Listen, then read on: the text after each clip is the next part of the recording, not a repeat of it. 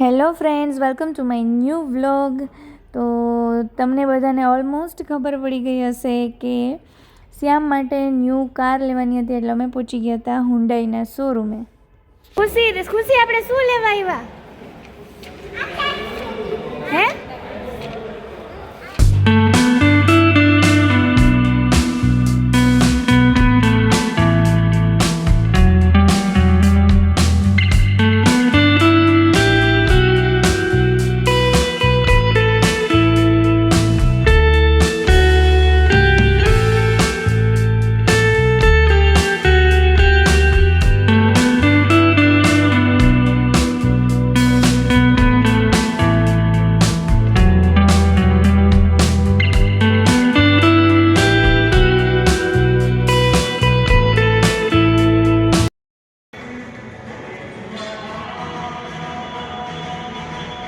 હજી એક કર દે. એક જો. હા યાર, નીચે કર દે.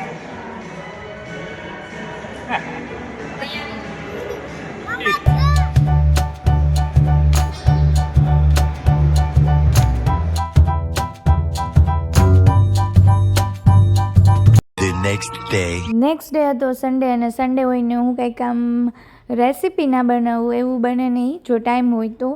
અને એમાં પણ મારે બનાવવા હતા ખજૂર બિસ્કિટ રોલ, પણ પછી એવું થયું કે ખજૂરની થેપલીવાળી વચ્ચે બિસ્કિટ મૂકવા એ થોડુંક મને ટાઈમ કન્ઝ્યુમિંગ લાગ્યું, અને મને થોડીક આળસ પણ આવી ગઈ, એટલે વિચાર્યું ખજૂર રોલ સિમ્પલ બનાવી નાખું. બટ એમાં હું બિસ્કિટનો થોડો ક્રન્ચી ભૂકો છે એ એડ કરી દઈશ. તો સૌથી પહેલાં કાજુ બદામ કિસમિસ છે એને મેં રોસ્ટ કરી લીધા.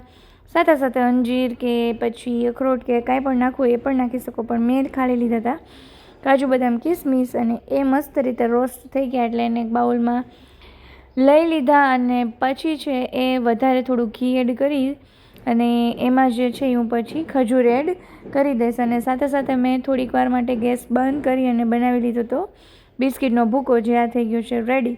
તો હવે હું આમાં એડ કરી દઈશ ખજૂર, અને થોડોક આમ શેકાઈ જાય એટલે પછી એમાં હું 2 ચમચી ખાંડ અને જે બધું આ રોસ્ટ કરેલો ભૂકો એ બધું છે એ બધું કરી દઈશ add.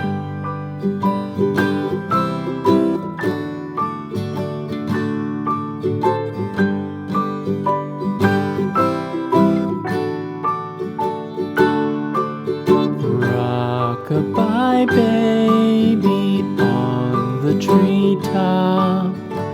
When the wind blows, the cradle will rock. When the bough breaks, the cradle will fall. But mother will catch you, cradle and all. એટલે બિસ્કિટનો ભૂકો એડ થઈ ગયા પછી સરસ રીતે મિક્સ કરી લીધું, એટલે એટલું બધું ઘી પણ છે એ હાથમાં ન આવે અને મસ્ત ટેસ્ટ પણ આવતો હતો.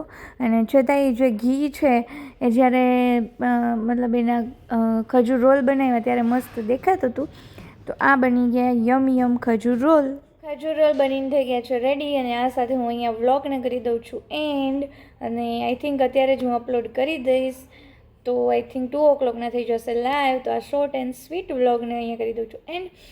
સબસ્ક્રાઈબર વધવાની બદલે ઘટે છે, તો પ્લીઝ હજી સુધી જો તમે સબસ્ક્રાઈબ ના કર્યું હોય તો કરી દેજો, વિડીયોને શેર કરજો અને લાઈક કરજો. Thank you.